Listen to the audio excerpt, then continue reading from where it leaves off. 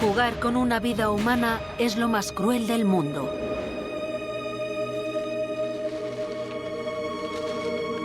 La vida siempre es un juego. Sobre todo para quien llega a un país nuevo. Y el dinero no siempre te protege.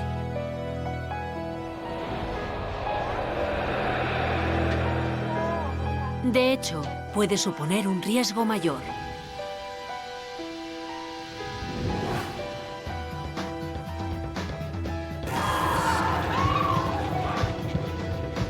Mamá, ya estoy en casa.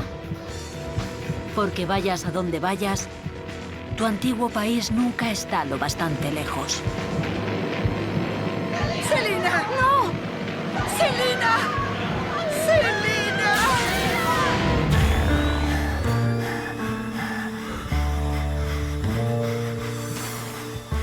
En un crimen real, la investigación y la sentencia pueden llevar años. Pero todo policía sabe que las pruebas cruciales están siempre allí, en algún sitio, las primeras 72 horas tras el crimen.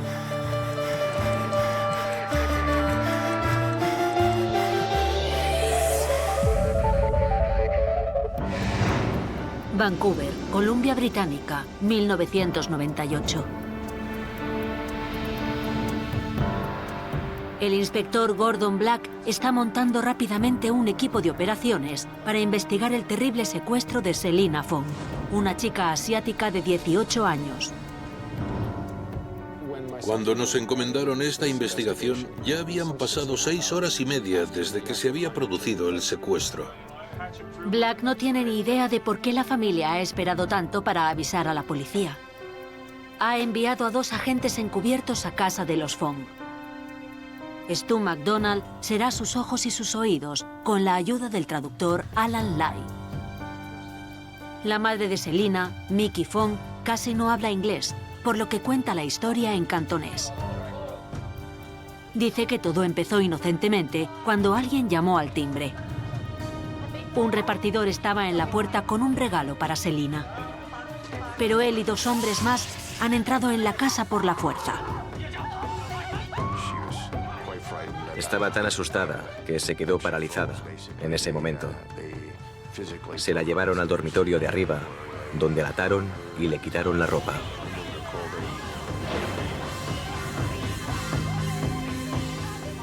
La señora Fong dice que empezaron a tomar fotos y vídeos comprometedores, amenazándola con publicarlo en Internet si no obedecía sus órdenes. Poco después de las 4, oyó a Selina que llegaba del instituto. Los secuestradores la estaban esperando. ¡Selina! ¡Selina! ¡Selina! La tiraron al suelo, le taparon los ojos, la amenazaron, la golpearon, la dejaron en una posición de absoluto terror. Madre e hija intentaban calmarse la una a la otra mientras esos hombres trataban de someter a la víctima. Los secuestradores dejan sus exigencias bien claras. Quieren $500,000 como rescate. Y si llaman a la policía, matarán a Selina. A pesar del horror, la señora Fong queda francamente sorprendida cuando los escucha hablar. Esos individuos hablaban perfectamente el dialecto cantonés. Pensó inmediatamente que tenían que ser de Hong Kong, su país de origen, lo cual aumentó el miedo que tenía. En Hong Kong y China, los secuestros para obtener un rescate han sido un delito habitual durante siglos. Los criminales suelen ser profesionales y raramente son denunciados. La señora Fong dice que cuando ha conseguido liberarse, ha llamado a su marido, que está en Hong Kong por negocios. Le ha trasladado las exigencias de los secuestradores. Su marido estaba desconcertado. En Hong Kong hubiera sabido qué hacer. Las reglas del juego son muy simples: secuestro, contacto, pago. Pero en Canadá, esto es muy distinto, por lo que le dice que llame a la policía de Vancouver mientras él coge un vuelo enseguida. Alan Lai nació en China, sabe que conseguir que los Fong confíen en la policía no va a ser fácil. Ganarnos su confianza era lo más importante que teníamos que hacer como policías. Y también asegurarles que todo lo acordado se llevaría a cabo confidencialmente. Y que haríamos todo lo posible para recuperar a su hija. Mientras la policía espera a los secuestradores para establecer contacto, Black y su equipo táctico dan el primer paso: vigilar la casa de los Fong de incógnito. También decide investigar la única fuente de información que tiene sobre el caso, la víctima y su familia. ¿Por qué eligieron particularmente a esa familia en un barrio normalmente tranquilo donde nunca ha habido este tipo de amenazas ni violencia? Incluimos también Hong Kong, a su padre y sus negocios en la investigación. Black descubre que David Fong es un hombre de negocios con mucho éxito. Como suele pasar en Hong Kong, a veces cierra sus negocios sobre una mesa de apuestas. Con un nivel de riesgo elevado, consigue adquirir grandes cantidades de dinero con rapidez. Los secuestradores han hecho los deberes.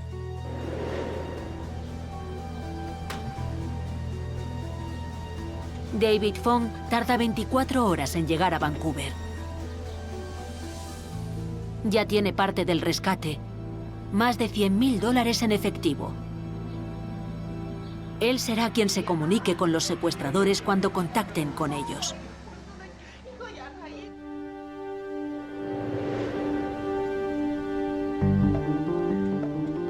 Por la noche, Black aparece en casa de los Fong para conocer a David Fong. Fong está muy seguro de su estrategia. La primera llamada con los secuestradores establecerá el tono de toda la negociación. Teníamos que avisarlo de lo que podía encontrarse en el teléfono y de lo que se podía o no se podía decir. Básicamente, lo que íbamos a hacer, por qué lo íbamos a hacer y lo que esperábamos que pasara. Esto va en contra del plan de Fong: pagar el rescate y recuperar a su hija lo antes posible. Pero Black lo alerta de que si lo hace, Selina podría acabar muerta. Han pasado 3 días desde el secuestro y los criminales todavía no se han puesto en contacto con ellos. Para los Fong, cada segundo es como una hora.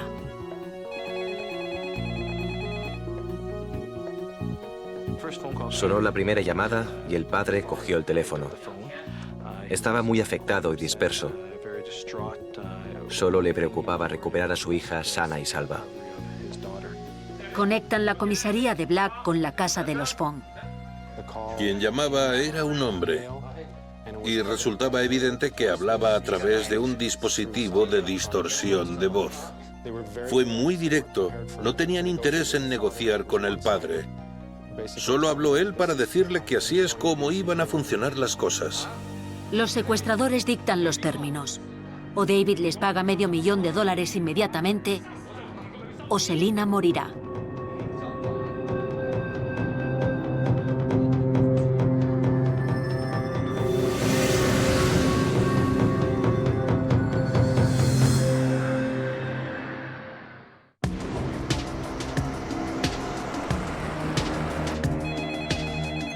Minutos después, los secuestradores de Selina Fong llaman otra vez. El inspector le ha explicado a David Fong lo que tiene que decir. Le pedí que se mostrara histérico en algún momento. Necesitaba lágrimas reales, que un hombre llorara ante la posibilidad real de que su hija sufriera algún daño. Quería que hiciera una actuación digna de un Oscar. Suplica por la vida de su hija. Les ruega hablar con ella. Los secuestradores no saben que sus lágrimas solo son para convencerlos de seguir sus reglas. Pero ignoran la petición de David. No le dejarán hablar con Selina.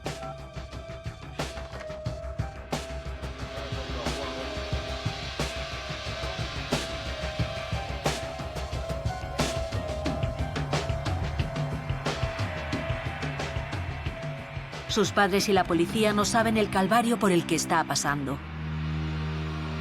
Pero saben perfectamente lo que los secuestradores les hacen a las chicas jóvenes. Black y su equipo han intentado rastrear las llamadas, pero se enfrentan a profesionales, ya que no han hablado el rato suficiente para que pudieran ser localizados.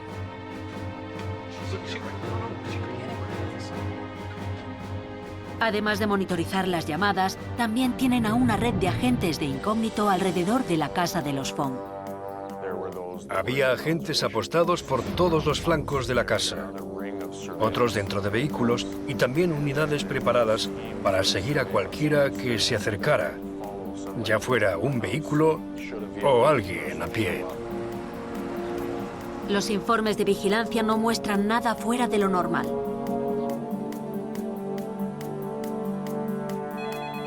Más tarde, llaman una tercera vez.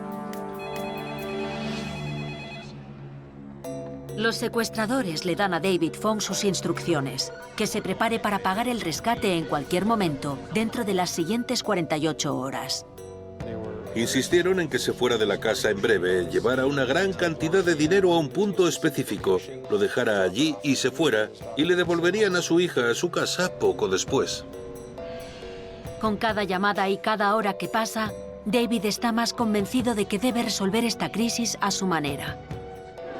Se llevará dinero adicional. Ahora ya tiene el $500,000 y está preparado para intercambiarlo por su hija.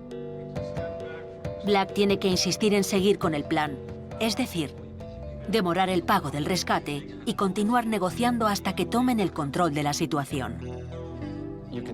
Al final, todo es un gran juego de esperas. ¿Cuál será su próximo movimiento? ¿Y hemos pensado en todas las opciones posibles para estar preparados para responder?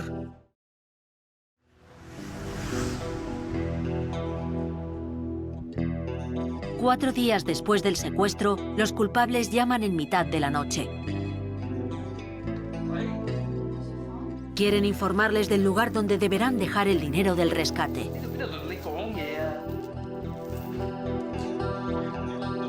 Y aunque a regañadientes, David sigue la táctica de Black. No pagaré, dice, hasta que hable con mi hija. Y funciona. Dijo que estaba bien, que la trataban bien, que pagaran y no llamaran a la policía, aunque parecía una conversación guionizada. David le dice que sea fuerte, que aguante.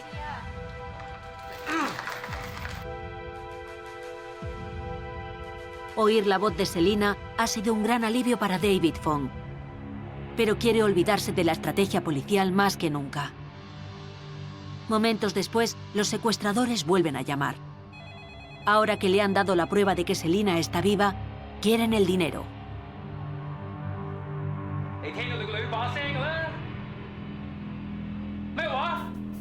Para David, es el momento de la verdad. Lidiar con los criminales a su manera o actuar como le ha recomendado la policía. Decide seguir con el plan de Black, aunque de forma suplicante les dice que no ha podido conseguir todo el dinero del rescate.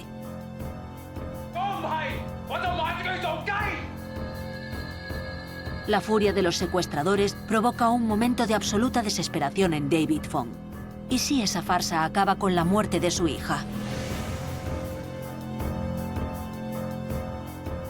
Lo que le pedimos al padre que afrontara durante el proceso de negociación es algo por lo que ningún ser humano querría pasar. Pasa una hora, luego 2.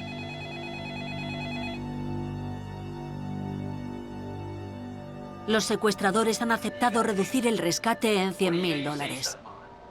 Black ha ganado otro asalto.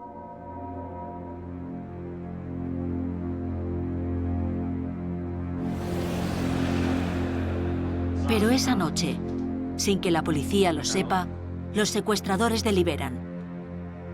Una vez tengan el dinero, Selina debe vivir o morir. No les cuesta mucho decidirse. Selina morirá.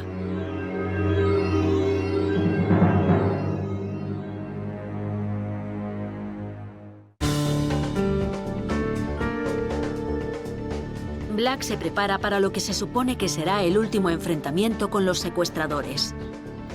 Pero para este momento crucial, necesita hablar cara a cara con David Fong. La clave para que su hija viva dependerá de cómo juegue David sus cartas. La estrategia es la siguiente.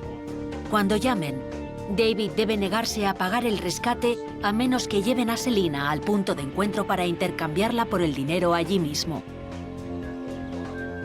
Si no acceden a eso, debe amenazarlos con romper el trato. Le dijimos que nuestra petición era que hiciera eso, y una vez se enfrentara a los secuestradores asegurando que se habían acabado las negociaciones, ellos le llamarían de nuevo casi inmediatamente para empezar de nuevo como si nada hubiera pasado. Cuando vuelven a llamar, el equipo de vigilancia descubre un coche azul conducido por un hombre asiático que habla por teléfono. Deciden seguirlo. Más tarde, pueden ver cómo el coche azul se detiene al lado de uno verde aparcado en la calle.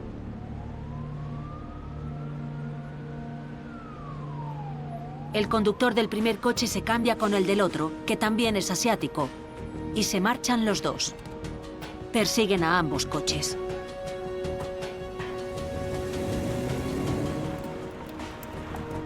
Les Fluelin, el responsable de la vigilancia, se encarga del primer hombre que han visto.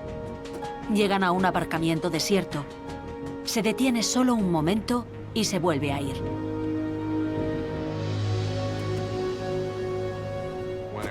Cuando ya no pareció arriesgado enviar a un policía a mirar en el contenedor, uno de los agentes se acercó allí, agarró el paquete que había dejado ese hombre, miró dentro y vio que contenía piezas de ropa de la víctima.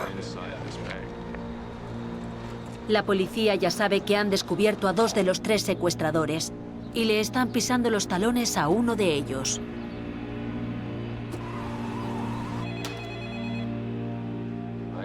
Llaman de nuevo.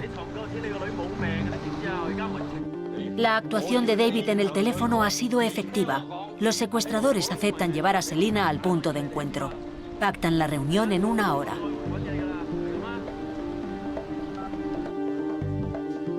La policía confía en rescatar a Selina. El conductor del coche verde lleva a la policía hasta una casa donde se encuentra con el otro hombre. Pueden ver cómo meten una enorme bolsa de viaje en el maletero de uno de los coches, pero no consiguen saber en cuál. Black se ha puesto en marcha. Está en contacto con el equipo de vigilancia y la casa de los Fong. David recibe una llamada. Los secuestradores ponen a Selina al habla.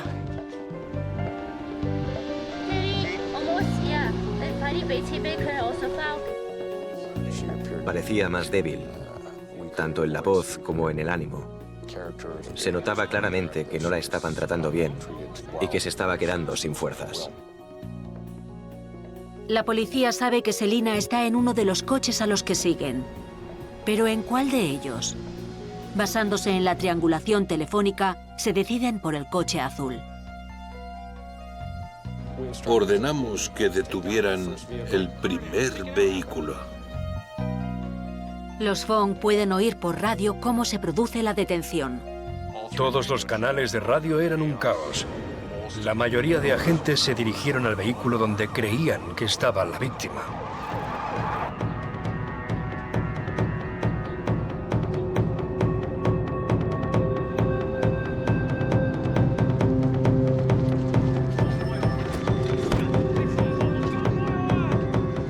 ¿Tenéis a la chica? Vamos, ¿tenéis a la chica? La víctima no estaba en el vehículo.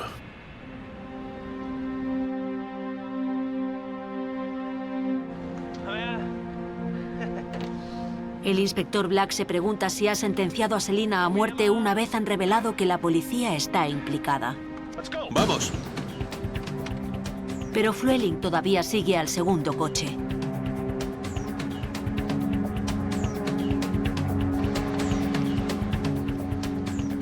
Tenía la adrenalina tan disparada que no podía dejar de gritar. Policía, manos arriba, manos arriba. Lo tiré al suelo y me eché encima mientras decía: estás detenido por secuestro, ¿lo entiendes?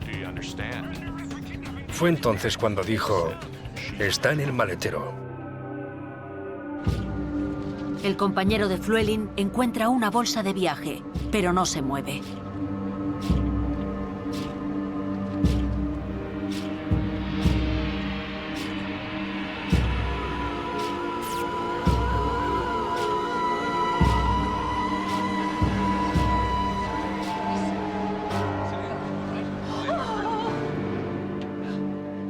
Parecía muy débil y se podía ver que había pasado unos días terribles. Estaba muy asustada, pero cuando me acerqué y le dije: soy policía, todo está bajo control, pude ver el alivio en su rostro.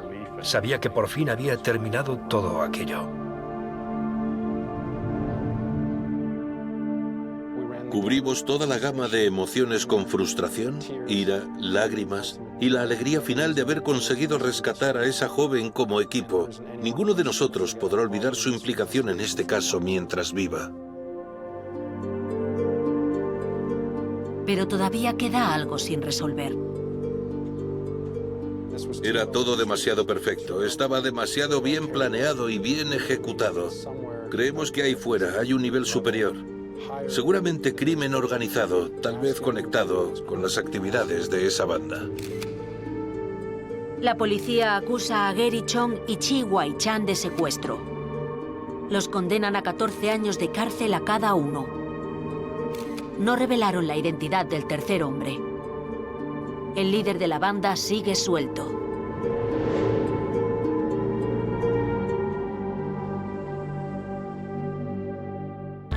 Las historias del programa son ciertas.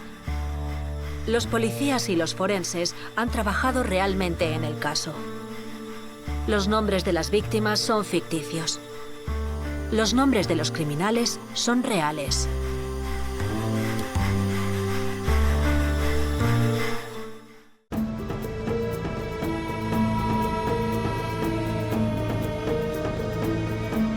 Dicen que el pasado es como un país desconocido. La vida era distinta entonces. En el Ontario rural, un hombre se ha ido a trabajar esta mañana esperando encontrar a su mujer e hijos sanos y salvos al llegar a casa. El caos es algo que ocurre en la vida de otros, en otra parte. Pero en este día de primavera, la vida de una familia y la sensación de seguridad de una comunidad entera se ha roto en pedazos para siempre.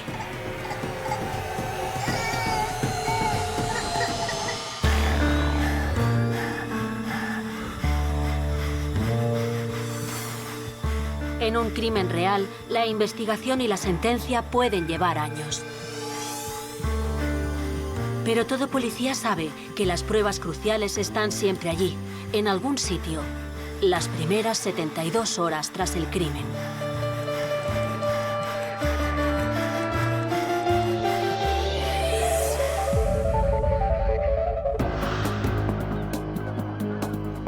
Gormley, Ontario, 1970. La policía local responde a una llamada de emergencia. El jefe de policía jubilado Don Hillett aún lo recuerda, aunque ocurriera hace más de 30 años. Cuando llegué, encontré al marido en casa, muy afectado y alterado. Y en la habitación estaba su mujer sobre un charco de sangre. Había una mesita con una esquina muy afilada y el médico supuso que tal vez se había caído y se había dado un golpe allí en la cabeza. El cuerpo de Kathleen Philcox es llevado al depósito para hacerle la autopsia y establecer la causa de la muerte. Hillett consuela al marido, Lester, y le pide que le describa qué ha visto cuando ha llegado a casa. Era extraño, dice, que la puerta estuviera cerrada con llave. Como mucha gente del barrio, él y su mujer nunca cerraban con llave. Luego se ha dado cuenta de que el teléfono estaba descolgado en la cocina. Una vez en la habitación, ha hecho un descubrimiento terrible.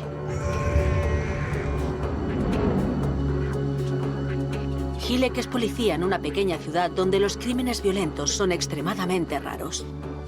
Nunca antes ha visto algo así y, sin embargo, piensa que podría no haber sido un accidente. Tuve la corazonada de que aquello era un crimen. Al día siguiente, la autopsia confirma las sospechas del policía.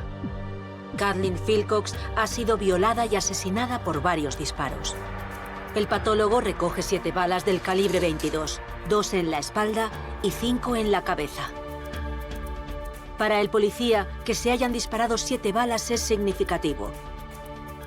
La mayoría de revólveres solo llevan 6 balas. No creo que alguien en estas circunstancias se pare a recargar, por lo que pensé que tenía que ser un revólver de 9 balas. Hilek confía en que su deducción los ayudará a localizar al sospechoso. Un revólver de 9 balas del 22 es un arma muy inusual. Más tarde, Don Hilek vuelve a casa de los Philcox. Los investigadores escudriñan la habitación en busca de huellas dactilares, restos de sangre, fibras y cabellos. Hilek necesita más información de Lester Philcox. Dice que se fue a las 8 de la mañana y que su mujer estaba en casa. Luego estuvo en la escuela todo el día trabajando. Su historia encaja. La policía tiene que ampliar la investigación. Al principio de todo, tuvimos que investigar a los vecinos, amigos y conocidos de la familia. No fue fácil. Teníamos que preguntar dónde estaban y comprobar la coartada.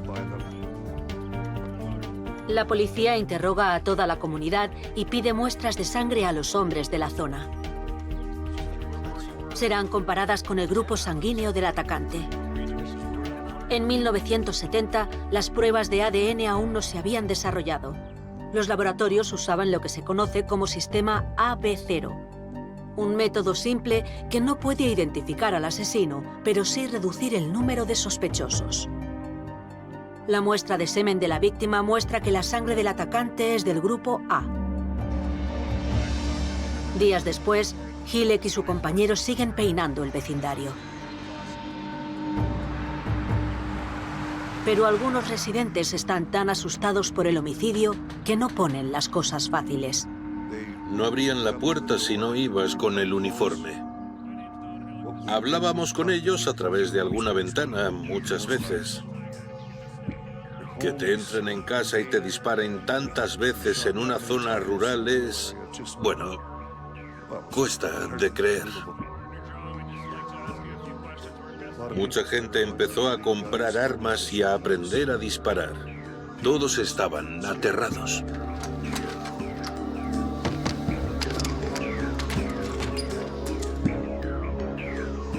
Trece días después del asesinato de Kathleen Philcox, la policía todavía no tiene ningún sospechoso. Entonces, reciben la llamada de un niño alarmado. Ha encontrado a su madre en el suelo. No respira y un hombre extraño acaba de huir de la casa.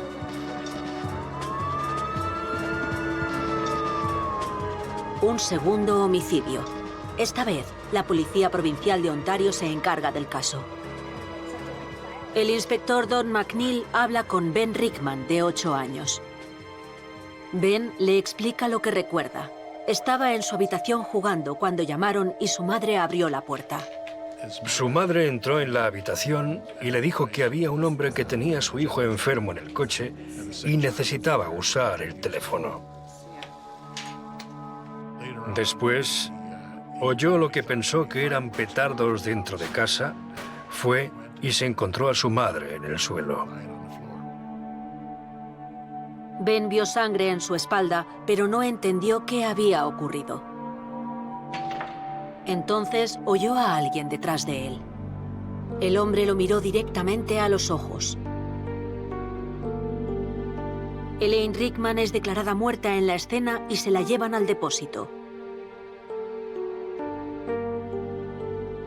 La autopsia revela que la han matado 3 balas, 2 en la cabeza y 1 en la espalda. también ha sido violada. Los biólogos determinan a partir del semen que el asesino es del grupo sanguíneo A. Y el análisis forense de las balas confirma que han sido disparadas desde el mismo revólver del 22 que mató a Kathleen Philcox.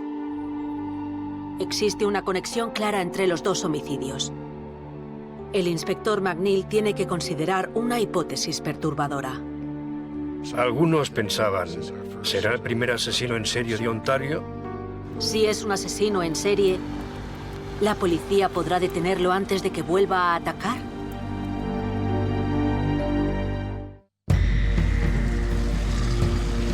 Dos mujeres han sido violadas y asesinadas de forma brutal. La policía de Ontario teme estar enfrentándose a su primer asesino en serie. El inspector McNeil vuelve a la casa de los Rickman con un retratista. El hijo de la víctima, Ben, describe al hombre que vio.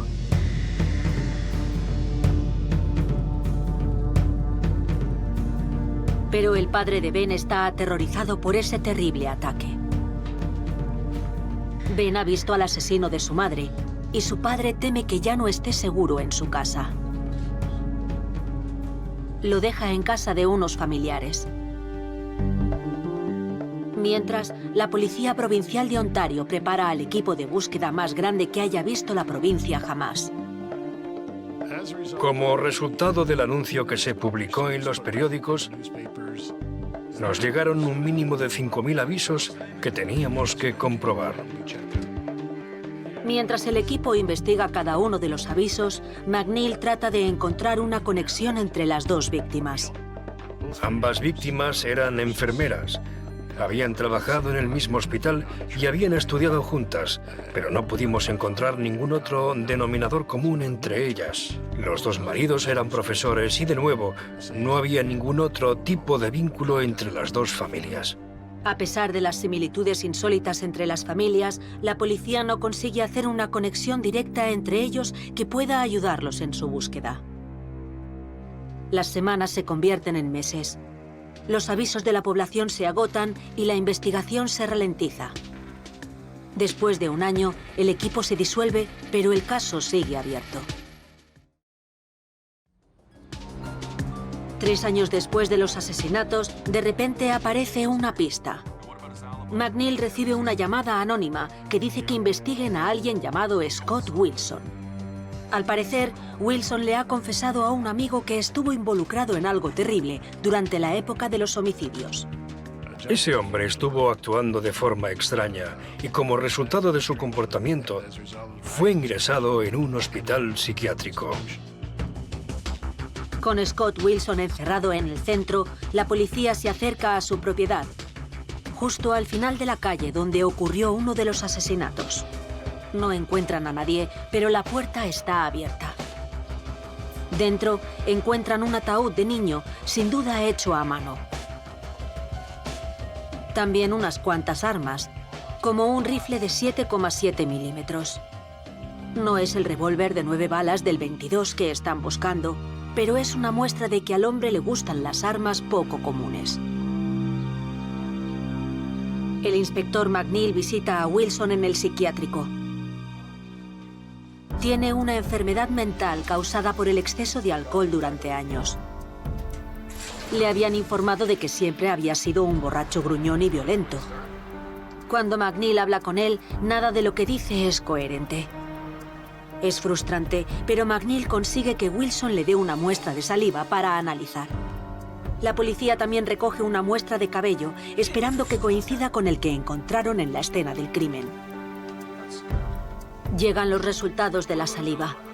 Wilson es del grupo A, el mismo que el asesino. También descubren que no fue al trabajo los días de los homicidios y desde que está en el psiquiátrico no ha habido ningún otro homicidio en la zona. Con las pruebas recogidas, la policía cree que podrían conseguir condenarlo. Pero hay un problema. Scott Wilson no es apto para ser juzgado. Así que aunque el caso sigue abierto oficialmente, la policía cree haber encontrado al homicida y suspenden la investigación. Pero, de hecho, a McNeil le costará más de 20 años cerrar este caso. 20 años en los que la tecnología forense se ha revolucionado con la llegada de las pruebas de ADN. 20 años en los que Don McNeil ha ascendido en la Policía Provincial de Ontario. En 1995 lo ponen a cargo de los casos pendientes. En ese momento, uno de los familiares escribió una carta para saber en qué punto se encontraba la investigación. Me ofrecía contestar porque conocía muchos detalles sobre el caso. El sospechoso de McNeil 20 años atrás, Scott Wilson, lleva tiempo fallecido por un tumor cerebral. No pudo demostrar que Wilson era el asesino. Ahora, con las pruebas de ADN, cree que finalmente podrá cerrar el caso. McNeil envía el cabello y la muestra de saliva que tomó de Wilson al laboratorio. Los biólogos comparan el ADN de Wilson con el ADN obtenido de la muestra de semen del homicida. Uno de los problemas de intentar resolver casos antiguos como este es cómo se ha conservado la muestra o si se ha llegado a conservar. En este caso, las muestras se conservaron debidamente y eso nos permitió llevar a cabo las pruebas de ADN. 2 semanas después, McNeil recibe una llamada. Kim Johnston, del Centro de Ciencias Forenses, me llamó y me soltó una bomba. No encajan para nada. El caso entero de McNeil se derrumba. Pero a veces, la suerte es la mejor amiga del policía. Justo cuando cree que su caso se ha quedado en un punto muerto, McNeil recibe un regalo que podría reabrirlo de par en par.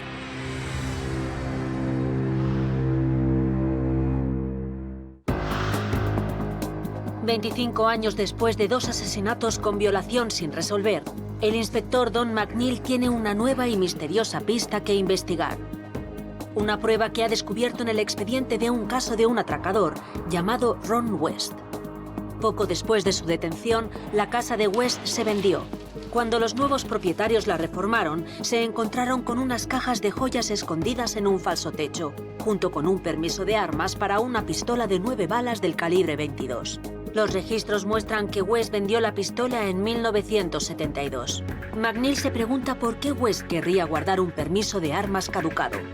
Pensé que tal vez podría considerarse como un trofeo, porque las joyas eran un trofeo de los atracos que había cometido y de los que se había declarado culpable.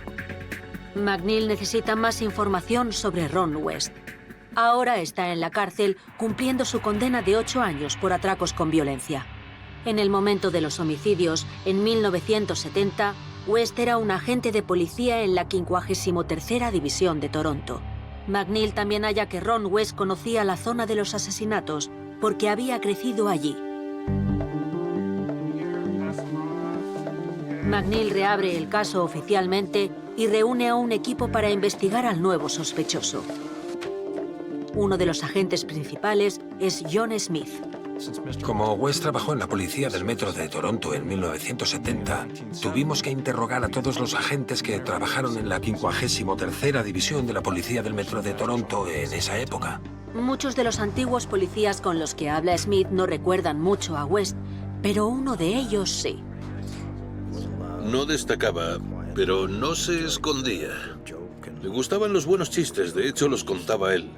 Era un compañero más de la unidad con quien entablé algo de amistad.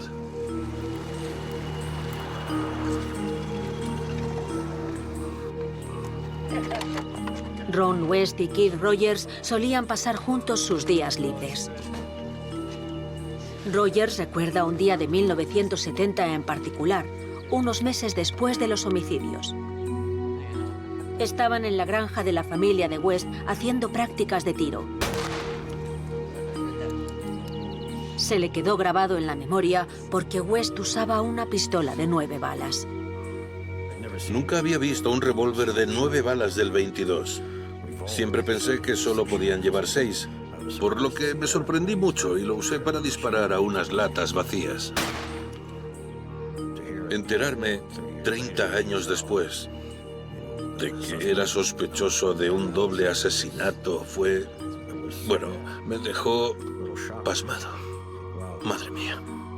Como él y West estaban en la misma unidad en 1970, compartían los turnos y también los días libres. Por suerte, Rogers conserva una libreta de esos días. Yo tenía una libreta, la segunda que había escrito, que había guardado. Cuando comprobé sus páginas, pude ver que los días de los homicidios a él no le tocaba trabajar. Todo empieza a encajar para McNeil. La pistola de 9 balas, los días libres, la relación de West con la zona y su historial de violencia. Pero McNeil necesita pruebas físicas. Visita a West en la cárcel. Si West accede a proporcionar una muestra de ADN, podrán compararla con la muestra del asesino. West tiene derecho a negarse, y lo hace. McNeil decide exponer a West todo lo que la policía sabe sobre los homicidios, esperando que confiese. McNeil le explica que saben que fue a casa de Kathleen Philcox el 6 de mayo de 1970. La violó a punta de pistola y le disparó 7 veces por la espalda. También saben que violó y disparó a la segunda víctima, Elaine Rickman, 13 días después. Sabemos que lo hiciste. West es ex policía, es consciente de que si pudieran llevarlo a juicio, no estarían intentando que confesara. No dice nada. Después de tantos años, McNeil siente que tiene al asesino a su alcance, pero no puede cerrar la mano. Entonces, otro golpe de suerte. La policía de la ciudad de Ron West le envía una carta a McNeil que han recibido de la exmujer de West. Era una carta que se le había enviado desde la cárcel y ella no quería tener nada que ver con él, por lo que la entregó a la policía. McNeil espera leer contenido incriminatorio, pero West es demasiado listo para eso. Entonces se da cuenta de lo que tiene en sus manos. Cuando alguien lame un sello o un sobre, generalmente, como es adherente, se quedan células pegadas y, por tanto, ADN. Podemos extraer el ADN y compararlo con otras muestras que tengamos. En este caso, el ADN obtenido del sello coincidía con el ADN obtenido del semen de ambos casos. Con todas las pruebas en su contra, 5 días antes del juicio, West se declara culpable de los 2 cargos de asesinato.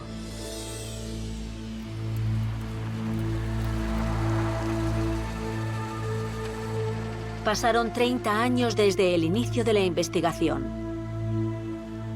Finalmente, la policía y las familias de las víctimas pueden dejar atrás los horribles acontecimientos de mayo de 1970.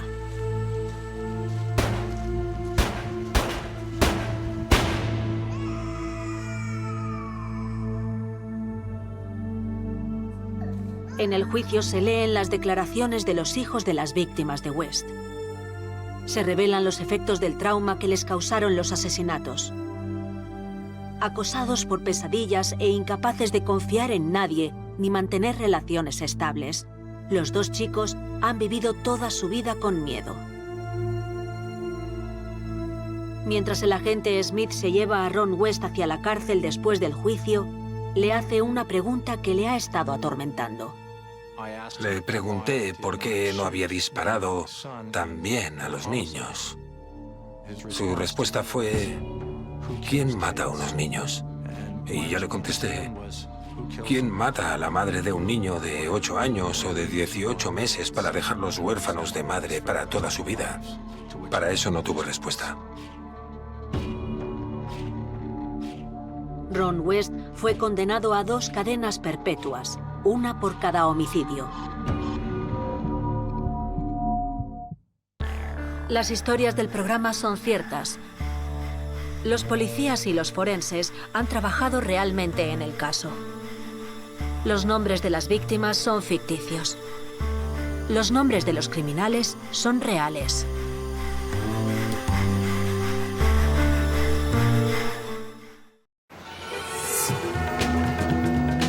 Un hombre solitario se prepara para una noche romántica. Su cita está en camino. Ella también está ansiosa por llegar. Han hablado mucho sobre ello y lo han planeado juntos. Es la noche que llevan tiempo esperando, un momento para cumplir sus fantasías. Hola, ¿qué tal? ¿Cómo estáis? Pero el hombre está a punto de descubrir que sus fantasías no se parecen en nada.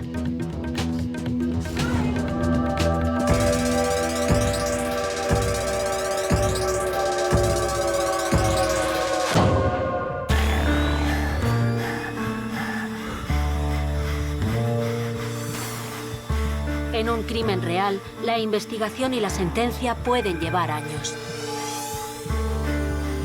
Pero todo policía sabe que las pruebas cruciales están siempre allí, en algún sitio, las primeras 72 horas tras el crimen.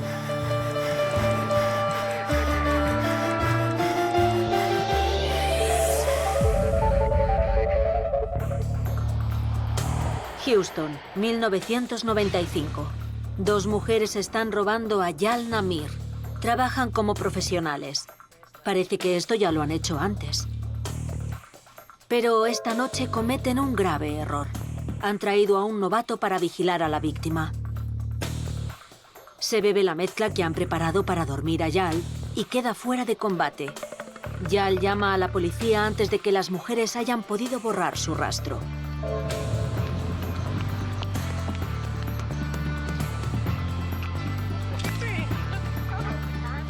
La primera vez que me llamaron por el caso, todavía no sabíamos quiénes eran esas mujeres, pero sí conocíamos su modus operandi, sabíamos lo que hacían. Dan Rizzo, condado de Harris, Texas. Es fiscal, un hombre que cree haber encarcelado a todo tipo de criminales hasta ahora. En este caso, se cometieron una serie de robos a hombres que creían equivocadamente que tendrían una cita con una o dos mujeres. En las últimas semanas se han denunciado 6 ataques, todos con un patrón similar.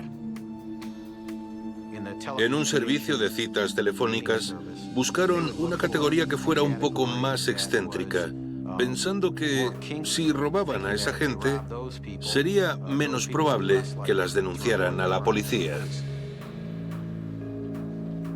Parece que también escogían a hombres extranjeros, gente que estaba menos acostumbrada a nuestra cultura y que serían más fáciles de localizar y atacar. ¡Sorpresa! Pero Yalna Mir es la primera víctima que da la alarma a tiempo para que la policía pueda perseguir a las mujeres. Comprueban el registro de llamadas de Yal y descubren que algunas llamadas recibidas fueron hechas desde un teléfono de pago en el Hotel Houston. Fueron a hablar con los empleados del hotel y hubo uno que les dijo, sí, están en esas habitaciones, en esa y en esa. Las mujeres son detenidas. Sus nombres son Rose Turford y Caroline Stevens, y se las acusa de robo con agravantes. Como han usado armas de fuego y amenazas violentas, se les pide una fianza de $500,000 a cada una.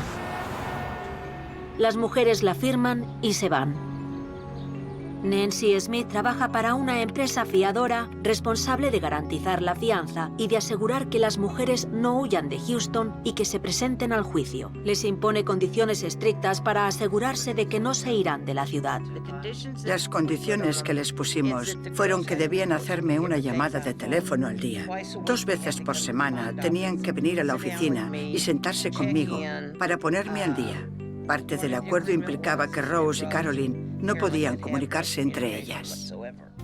Mientras Smith vigila a Rose y Caroline, Rizzo empieza a investigar más a fondo a las mujeres. Tiene que preparar el caso para juzgarlas por el montón de delitos que la policía dice que han cometido. Empieza con Rose Turford. Vivía en un agradable vecindario de clase media alta, en lo que parecía una bonita casa, y no pudimos encontrar ningún tipo de antecedente.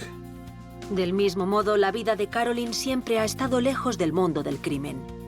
Caroline Stevens tampoco tenía antecedentes. Su padre era ministro. Al parecer, una buena familia, aunque Caroline había sufrido de ansiedad en el pasado. Rizzo se pregunta qué puede haber llevado a 2 mujeres aparentemente normales a cometer esos delitos. En las primeras 72 horas tras el arresto, Rizzo consigue una pista muy importante. Conseguimos una orden de registro para el lugar donde tenían su almacén. Encontramos miles y miles de páginas de cartas escritas por alguien llamado Avery, Orlando Avery. Cada una de estas extrañas cartas está dirigida a Carolyn Stevens y no son como cualquier otra correspondencia que haya visto antes. Están escritas en código, un patrón aparentemente aleatorio de cuadrados y líneas, pero una vez conectadas debidamente, forman cartas individuales. Tuvimos que ordenarlas una por una. Hicimos copias de todas para poder estudiarlas e intentar descifrar de qué hablaban. El equipo de Rizzo se encarga de la enorme tarea de descodificar las cartas. Enterrado bajo montañas de papel, Rizzo descubre una cosa. Un fajo de papeles amarillos de tipo legal repletos de la letra de Rose Turford. Asombrado, empieza a leer lo que parece ser un diario. Rose comienza su historia describiendo un matrimonio destruido y su traslado a Houston desde Canadá, con la intención de iniciar una nueva vida con nuevos amigos. Conocí a Carolyn Stevens trabajando en el hospital. Es callada y reservada y nos hicimos amigas enseguida. Me dijo que también trabajaba para un investigador privado llamado Avery. En febrero o marzo de 1994, Carolyn pasaba mucho tiempo en mi casa. Era muy amable con mi hija, Lindsay, y se convirtió en parte de la familia. Cuando necesitó un lugar para vivir, le dije que se mudara con nosotras. Rizzo sigue leyendo y el tono del diario de Rose da un giro bastante sombrío. En mayo de 1994, Carolyn desapareció durante unos días. Volvió con 2 heridas de bala. Dijo que eran un castigo de Avery por haber arruinado una investigación importante. Rizzo se pregunta qué clase de hombre haría algo así. Carol apareció en el trabajo con ciertas cosas en los brazos y las piernas, es decir, que hablamos de moratones, arañazos y cortes. Y en un principio, Carol les dijo a Rose Turford y los demás que se había hecho daño cuando había estado haciendo paisajismo. Al final admitió que estaba siendo obligada a cumplir una especie de servidumbre para un hombre llamado Avery. Rose habla de castigos cada vez más dolorosos infligidos sobre Carolyn. De repente, Rose llamó la atención del misterioso Avery. Me envió una carta esa vez diciendo que si quería ayudar a Carolyn le parecía bien, siempre y cuando mantuviera su identidad en secreto. No tenía intención de ocasionarle más problemas a Carolyn yendo a la policía. Entendí que debíamos jugar con las reglas de Avery. Ahora Rizzo está en busca de una tercera persona conectada con los delitos. Tiene que interrogar a Rose y Carolyn para saber más sobre el peligroso Orlando Avery. Pero 3 semanas después de que fueran puestas en libertad bajo fianza, Rose y Carolyn no aparecen en su reunión semanal con Nancy Smith. Primero llamé a casa de Carolyn y sus padres me dijeron que no sabían dónde estaba. Así que llamé a la familia de Rose y me informaron de lo mismo. Habían desaparecido. La empresa fiadora necesita que Nancy Smith las encuentre y rápido. Trabajaba para alguien que iba a perder $500,000 por cada una de ellas. Y eso no son 4 duros. Y la policía está a punto de descubrir que tiene un tipo totalmente diferente de investigación entre manos.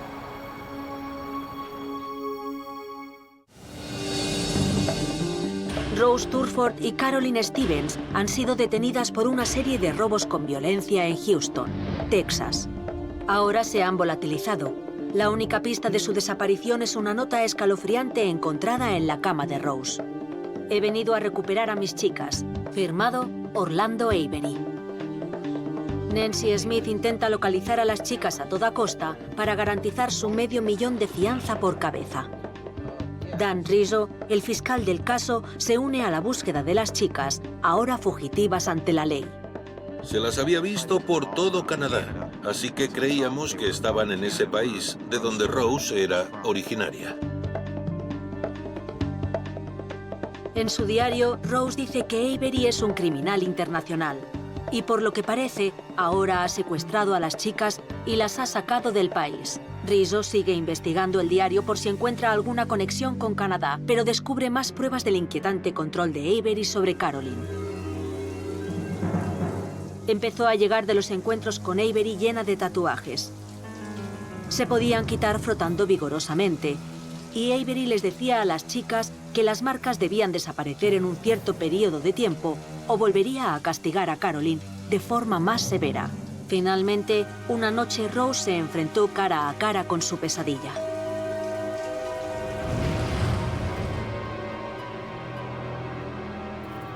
Vi a Avery. Me quedé paralizada.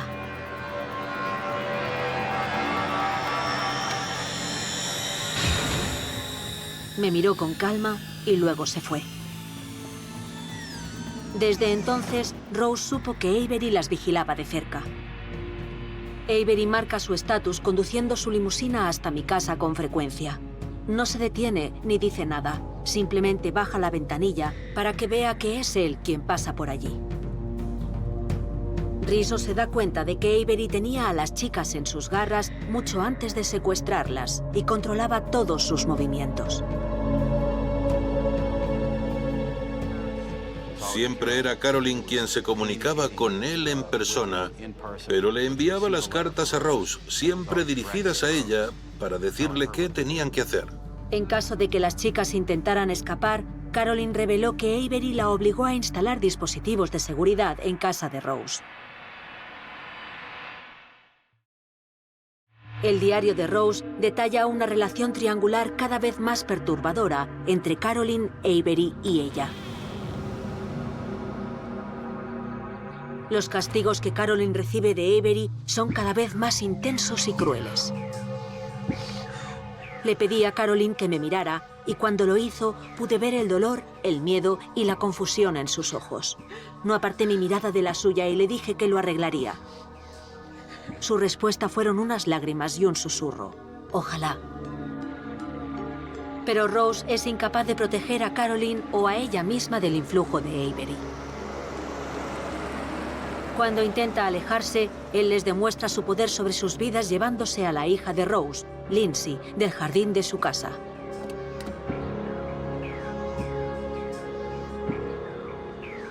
Una hora más tarde, Avery volvió con Lindsay.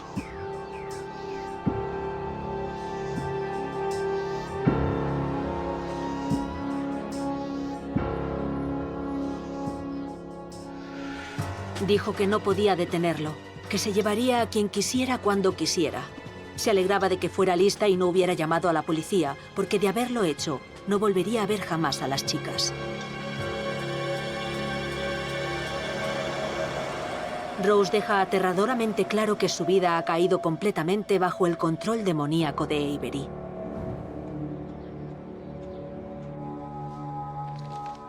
En este punto del diario, Rizzo descubre cómo Avery las forzó a cometer delitos.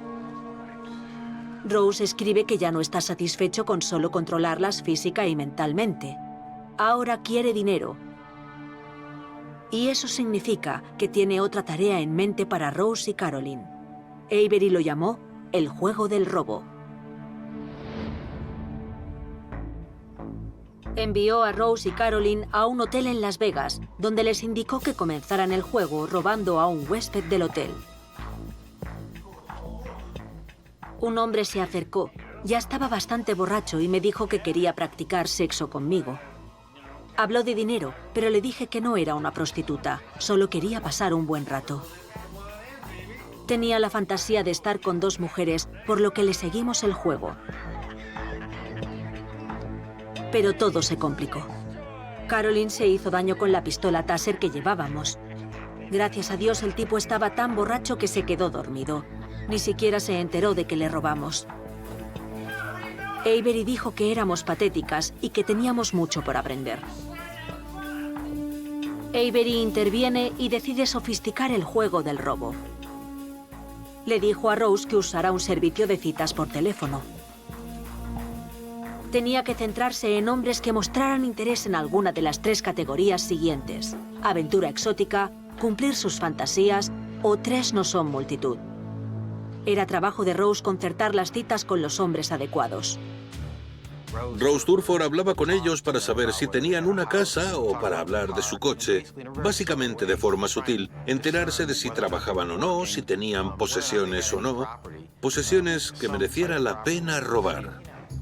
Rizzo encuentra una lista en el diario de Rose que demuestra que las chicas obtuvieron rápidamente los detalles de varios candidatos al robo. En muy poco tiempo habían determinado a 20 víctimas potenciales. Había la altura, el peso, las características físicas y todo aquello que pudiera ayudarlas a saber si ese hombre sería el adecuado para su siguiente actuación. Rizzo se da cuenta de que Avery, como cerebro detrás de los robos de Rose y Caroline, es el más peligroso de los tres. Significa que para encontrar a las chicas y terminar con su capacidad delictiva, la policía debe capturar a Orlando Avery. Pedimos la ayuda de cualquier organización policial que pudiera aportar algo. El FBI e incluso la Interpol cooperaron. Teníamos la descripción y la edad aproximada. Y aún había más. Sabíamos posibles lugares donde podría haber vivido o tener propiedades. Cuanto más rápido lo encontráramos, mejor, porque temíamos que en algún momento alguien podría acabar muerto.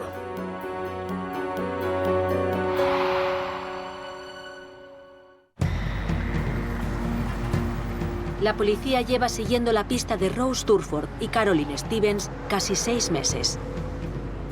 Buscan a las chicas por una serie de robos y se cree que han huido a Canadá con su secuestrador Orlando Avery.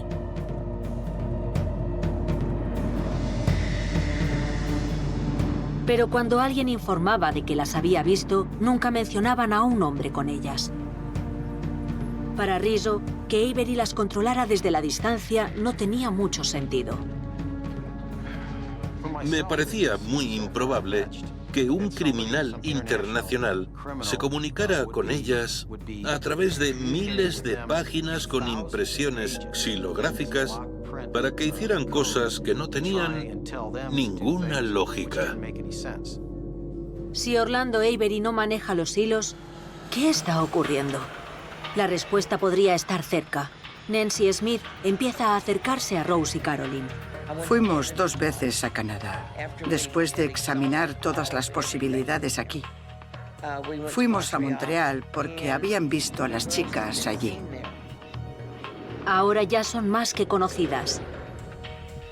Había todo un circo mediático montado alrededor de Thelma y Louise, tal y como las habían apodado. Se emiten sus caras por la televisión. Periódicos y revistas de toda América del Norte hablan de la noticia. 2 o 3 días, como mucho, después de volver a casa, recibimos una llamada de un hombre que dijo: «Creo que tengo a alguien que estáis buscando». Lo habíamos oído tantas veces que nuestra respuesta fue: «Vale, dime qué es lo que tienes». En Toronto, el operador de una línea erótica reconoce a Rose como la mujer que se encarga de las llamadas de sadomasoquismo. Después de 6 meses huyendo, detienen a las 2 chicas sin incidentes.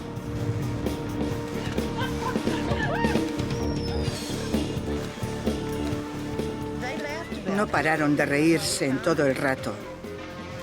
No sé, nos las llevábamos de nuevo a Houston, Texas, para enfrentarse a sus cargos, pero simplemente se rieron. Un besito hacia aquí, chicas. Vamos, un besito. Rose y Caroline llegan de nuevo a Texas para someterse a un juicio por robo a mano armada. Una vez en la cárcel, las chicas insisten en que Avery las visita y sigue amenazándolas, pero Nancy Smith tiene sus dudas. Si alguna vez vas a la cárcel a visitar a alguien, sabes que tienes que llevar el DNI encima y miran si estás en busca y captura en alguna parte. Nunca vino nadie con ese nombre. Nancy Smith y Dan Rizzo desvelan la sorprendente verdad respecto al diabólico Orlando Avery. No había ningún Orlando Avery. No existía. Rizzo no cree que ninguna de ellas hubiera estado en peligro alguna vez, sin importar que el diario de Rose dijera que ella temía por su vida. Rizzo está seguro de que la historia entera era una fantasía creada por Rose y Caroline. Lo que empezó siendo una amistad entre 2 chicas se convirtió en algo oscuro, violento y sexual. Descubrimos que estaban las 2 metidas. No había ninguna de las 2 que fuera la fuerte y la otra la débil. Carolyn físicamente era quien sufría los abusos de Rose. Aún así, ella también manipulaba a Rose en esa relación retorcida que tenían. Rizzo entiende ahora que fue Carolyn quien escribió las cartas, que era ella quien decidía las normas. Ella y Rose ampliaron sus fantasías sexuales hacia el crimen, ya que aumentaba la excitación que sentían al interpretar sus roles dominante y sumiso. Había poder, control y violencia. Lo disfrutaban todo. Era algo con lo que se estaban divirtiendo. Carolyn finalmente admite la invención de Avery. Lo ha creado ella. Se le ofrece un pacto y ella escoge aceptarlo. A cambio de declararse culpable de robo con agravantes, Carolyn es condenada a 10 años de prisión. Después de que Carolyn se declarara culpable, le dije, ¿por qué lo hacías? Al final no existía ningún Avery. ¿Por qué lo hiciste? Y respondió alzando la mirada y en voz baja, era el juego. Era el juego. Era un juego del que Rose Turford no puede escapar. Se niega a olvidarse de la fantasía de Avery. En el juicio, sigue insistiendo en que es peligrosamente real. Se empeña en su inocencia, pero es declarada culpable. Rose es condenada a 30 años de cárcel por jugar al juego y perder.